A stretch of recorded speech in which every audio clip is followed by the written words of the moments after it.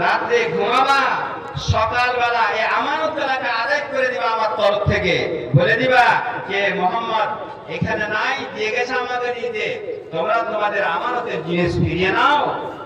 ভাইরা আমার, বন্ধুরা আমার, আলী রাদিয়াল্লাহু তাআলা আনহু রাত্রি বেলায় যখন সারা মক্কার কাফিররা দুষ্ট দুরাচারীরা আল্লাহর নবীকে মারবো বলে আল্লাহর নবীর বাড়ির চতুর্দিকে ঘেরাও করে আছে, আল্লাহর নবীকে মারবো মনে করে ওই মুহূর্তে হযরত আলী রাদিয়াল্লাহু তাআলা আনহু আল্লাহর নবীর বিছানায় ঘুমিয়ে গেলেন।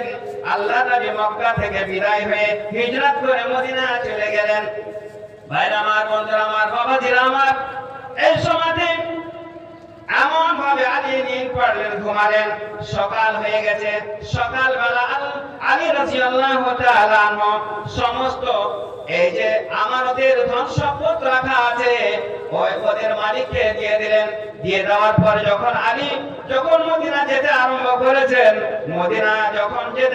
করেছেন, আল্লাহর নবীর সাহাবীরা হযরত আলীকে দেখতে পেয়ে জিজ্ঞেস করছেন আলীকে, ও আলী, তোমাকে একটা কথা জিজ্ঞেস করব, তুমি কে বলবে? আলী, বলো তো, তুমি যে আজকে রাতে ঘুমিয়েছিলে আল্লাহর নবীর বিছানাতে, তোমাকে কেমন লাগছিল? আল্লাহর নবীর বাড়ির চতুর্দিকে কাফিররা ঘেরাও করেছিল, তোমাকে একটুকু ভয় লাগেনি যে তোমাকে হত্যা করে দিবে? ভাইরা আমার, বন্ধুরা আমার, আলী রাদিয়াল্লাহু তাআলা আনহুর ঈমানকে দেখেন কিরকম ধরনের ঈমান ছিল, আল্লাহর প্রতি বিশ্বাস ছিল। আলী রাদিয়াল্লাহু তাআলা আনহু বলেন, ও আমার ভাইরা, বন্ধুরা আমরা, শোনো, আমি এতদিন পর্যন্ত বেঁচে থাকলাম যে আমার একটা লম্বা জীবন কাটলো, আমার জীবনের একটা লম্বা সময় কেটে গেল। আমি যে আজকে রাত্রে ঘুমাচ্ছি, যতটুকু ঘুম আমাকে আজকে হয়েছে, জীবনে আমি এরকম ধরনের আরো কোনদিন ঘুমাই নাই। যতটা আজকে আমাকে ঘুম হয়েছে, এরকম ধরনের ঘুম আর কোনদিন আমার জীবনের বুকে হয় নাই। আলী বললেন, আমাকে বিশ্বাস হয়েছে। আল্লাহ নবী যখন বললেন, আলী রে, আমার বিছানাতে তুমি ঘুমিয়ে যাবা, সকালে আমার সাথে কালকে মদিনাতে দেখা করবা, আমাকে বিশ্বাস হয়ে গেছে। যেহেতু আল্লাহ পাক রব্বুল আলামিন বলেন, ওয়া মা ইয়ানতিকু আনিল হাওয়া ইন হুয়া ইল্লা ওয়াহয়ুন ইউহা। আল্লাহ নবী ততক্ষণ পর্যন্ত কোনো কথা বলেন না যতক্ষণ পর্যন্ত আল্লাহ পাক রব্বুল আলামিন ওহীর দ্বারাই নিজের নবীকে না বলে দেন। আল্লাহ নবী বলার মানে হলো আল্লাহ পাক রব্বুল আলামিন স্বয়ং বলেছেন। আর যেখানে আল্লাহ বলেছেন, আলী রে, তুমি মুহাম্মদের বিছানাতে ঘুমিয়ে রাখবে, সকালবেলা আমানতের মাল দিয়ে তুমি মদিনাতে দেখা হবে, ওজন আমাকে বিশ্বাস হয়েছে, আমাকে কোনো কেউ আঘাত করতে পারে না, কষ্ট দিতে পারে না। এমন পর্যন্ত নাকি আজরাইল ফেরেশতাও আসতে পারে না, যার কারণে আমি আজকে রাতে এমন ঘুমাচ্ছি, আমাকে জীবনের বুকে এরকম ধরনের ঘুম আসে নাই। কিরকম ঈমান ছিল ভাইরা আমার, বন্ধুরা আমার, যে চতুর্দিকে কাফেররা ঘেরাও করে আছে আল্লাহ নবীর বাড়িকে, আর আলী একদম শান্তির সাথে আরামের সাথে ঘুমিয়ে আছেন, কোনো অসুবিধা নাই। আমি বলতে চাইছিলাম যে আল্লাহর নবী হুজুর আকরাম সাল্লাল্লাহু আলাইহি ওয়াসাল্লাম আমানতের কতটুকু লক্ষ্য রেখেছিলেন যে আলীকে ডেকে নিজের বিছানাতে শুইয়ে দিলেন আর বলে দিলেন যে এই মালগুলাকে তুমি সকালে আদায় করে দিয়ে আমার সাথে মদিনাতে দেখা করবে, সাক্ষাৎ করবে। ভাইরা আমার, বন্ধুরা আমার, আল্লাহর নবী বলে দিলেন, যখন মানুষের মধ্যে কিছুটা কয়েক রকমের কথা যখন দেখতে পাওয়া যাবে আমার উম্মতের মধ্যে, তার মধ্যে একটা কথা বললেন, যখন আমাদের মধ্যে খিয়ানত হবে, তখন আমার উম্মতের মধ্যে এরকম ধরনের বিপদ আসবে, বালা আসবে, অভিশাপ আসবে, যেরকম নাকি তসবির দানায় আগে করে পড়তে থাকে। ভাইরা আমার, বন্ধুরা আমার, আজকে আমরা আমানত যে রাখানো হয়েছে, আজকে আমরা আমানতের জিনিসের মাহাত্ম্য দিয়ে আমানতে খুব খেয়ানত করি। ভাইরা আমার, আল্লাহ নবী হুজুর আকরাম সাল্লাল্লাহু আলাইহি সাল্লাম কিরকম ধরনের আমানতের জিনিসের খেয়াল রেখেছেন আমরা কি একটু লক্ষ্য করতে হবে। আল্লাহ নবী কিরকম ধরনের কথা শোনালেন যে কোন মানুষ আমার উম্মতের মধ্যে যদি আমানতের খেয়ানত করে আর এরকম পরিস্থিতি দাঁড়িয়ে যায় তাহলে তার উপরে বিপদ আসবে, আযাব আসবে। যেরকম তসবির দানা এক এক করে আসতে থাকে এরকম ধরনের তার উপরে বিপদ আসতে থাকে, আযাব আসতে থাকে। আল্লাহ নবী আগে বললেন এমন একটা সময় আসবে আমার উম্মতের মধ্যে যাকাতকে তারা তামান মনে করবে, দান মনে করবে। যাকাতকে যখন তারা তামান মনে করবে, যখন দণ্ডনীয় কথা মনে করবে, তখন তাদের উপরে অভিশাপ আসবে, আযাব আসবে। যখন তারা যাকাতকে তামান মনে করবে, দান মনে করবে, আর যাকাত তারা দিবে না গরিব ফকিরকে, তখন আল্লাহর তরফ থেকে বিপদ আসবে, আযাব আসবে। যেরকম নাকি তসবির দানা এক এক করে ঝরতে থাকে সেরকম ধরনের বিপদ আসতে থাকবে। যাকাত কি জিনিস? আল্লাহ পাক রব্বুল আলামিন সাহেবে নিসাব যে মালদার আছে এই মালদারের উপরে একটা নিসাব মোতায়েন করেছেন, নির্ধারিত করেছেন যে এই এতটা মালের মালিক হতে গেলে এর মধ্যে থেকে এত পরিমাণে তাকে যাকাত আদায় করতে হবে। সত্যিকারের ওই মালটা কিন্তু ওই মালদারের নয়, ওটা হলো গরিব ফকিরের, ইয়াতীম, বেওয়া, মিসকিনের হক, সেটা হলো তার মাল। ধরেন যে 40 ভাগ করে 40ওয়া হিস্সা এটা হলো ফকিরের হক, মিসকিনের হক, গরিব ইয়াতীমের হক।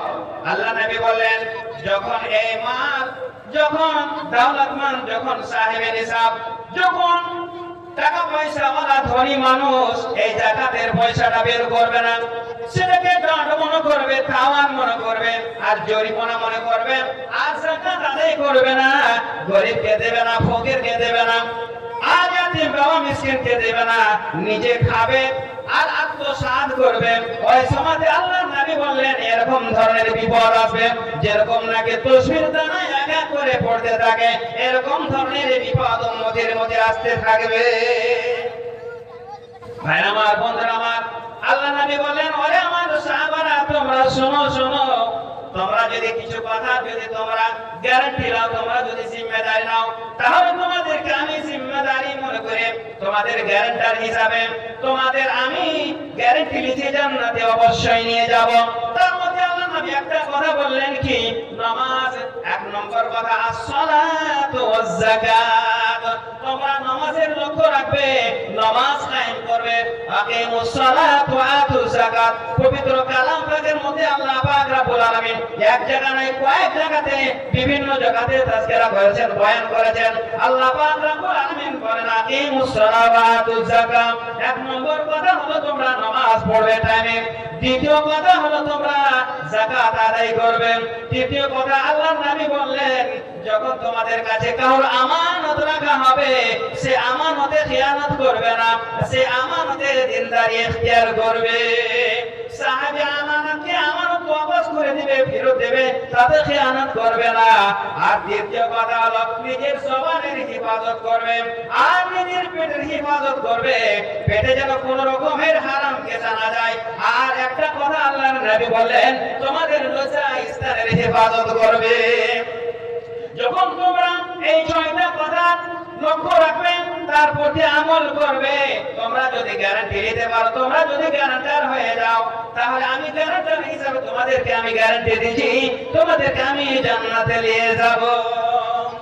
ভাইরা আমার, বন্ধুরা আমার, তো আজকাল বর্তমানে আমরা দেখতে পাই যারা সাহেবে নিসাব আছে, যারা মালদার ধনী আছে, যাদের উপরে যাকাত ফরজ, ওরা কত ভাই তো খুশি খুশি আনন্দের সাথে যাকাতের পয়সা দেয়।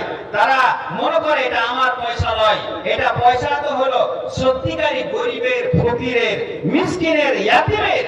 আর কিছু মানুষ আমরা আছি ভাই যে আমরা মনে করি আমরা খেটে কামিয়ে মাল হাসিল করেছি, আবার ইয়াতে ফকিরের অংশ কি করে হতে পারে? আল্লাহ নবী বলে দিলেন যখন এরকম সময় আসবে যে মানুষ এই যাকাতকে তামান মনে করবে, যখন দান মনে করবে, জরিমানা মনে করবে, তখন তাদের উপরে নানা রকমের বিপদ আসবে। ওয়াজ-যাকাতু মাগরামান, মানুষ যখন এই যাকাতকে তাওয়ান মনে করবে, জরিমানা মনে করবে, তখন তাদের উপরে নানা রকমের বিপদ আসতে থাকবে। আগে আল্লাহর নবী বলেন কি, ওয়া আতাআর রাজুলু যাওজাতাহু, যখন মানুষ নিজের স্ত্রীকে প্রতিনিধি বানিয়ে দিবে, যখন নিজের স্ত্রীকে পুরুষেরা লিডার বানিয়ে দিবে। আর রিজালু কাওয়ামুনা, কোরআনের মধ্যে বলা হয়েছে আল্লাহ পাক রব্বুল আলামিন বেটা ছেলেকে কাওয়াম বলেছেন, এই বেটা ছেলেকে সরদার বলেছেন। যদি ওই সমাজে বেটা ছেলেরা পুরুষ লোকেরা যদি কাওয়াম না হয়ে, যদি কাওয়ামা নিজের স্ত্রীকে বানিয়ে দেয়, লিডার বানিয়ে দেয়, প্রতিনিধি বানিয়ে দেয়, ওই সমাজে তাদের উপরে নানা রকমের বিপদ আসবে, আযাব আসবে। লা ইউফলিহা কওমুন ওয়াল্লু আমরাহুম আমরাআতান। আল্লাহ নবী এক সমাজে বলেছিলেন, কোন সমাজে বলেছিলেন ভাইরা আমার, বাবাজিরা আমার, যখন ফারিস দেশ আছে, ফারিসের বাদশা যখন প্রেসিডেন্ট কিসরা বাদশা যখন মারা গেল, ওই সমাজে ফারিসের লোকেরা কিসরার বিটিকে মেয়েকে ওই দেশের প্রতিনিধি বানিয়েছিল। যখন প্রেসিডেন্ট বানিয়েছিল, আল্লাহর নবী বলেছিলেন লা ইউফলিহা কওমুন ওয়াল্লু আমরাহুম ইমরাআতান। ওই কওম কোনদিন কামিয়াব হাসিল করতে পারে না, কোনদিন লাভবান হতে পারে না, যারা নিজের স্ত্রীকে তারা প্রতিনিধি বানিয়ে দিবে, নিজের লিডার বানিয়ে দিবে, সরদার বানিয়ে দিবে, নিজের মহলা তাদেরকে সঁপে দিবে। আজকে আমরা করেছি কি ভাইরা আমার, বন্ধুরা আমার, আল্লাহ নবী আজকে 1400 বছর আগে বলেছিলেন, আমরা জিনিসটাকে একটু মিলাই দেখি, সেই যুগটা আজকে এসেছে কি ঠিক আমরা দেখতে পাই। আজকে আমরা মহিলাটাকে আগে পাঠিয়ে দিয়েছি। এক যুগ ছিল, এক সময় ছিল ব্রাদার ইসলাম, যে আমরা নিজের বাবার কাছে, আমাদের গ্রামের লোক, পাড়াপড়শি লোকের কাছে শুনেছি যে মানুষ